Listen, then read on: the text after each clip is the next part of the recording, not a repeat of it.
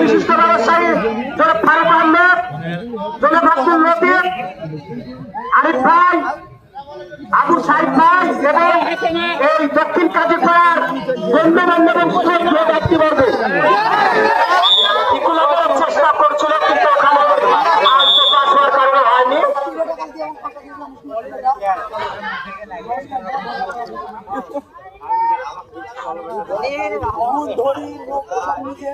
football যে গোলের খেলা, সেই কাঙ্ক্ষিত গোলের দেখা এখনো পর্যন্ত আমাদের ফুটবল পাগল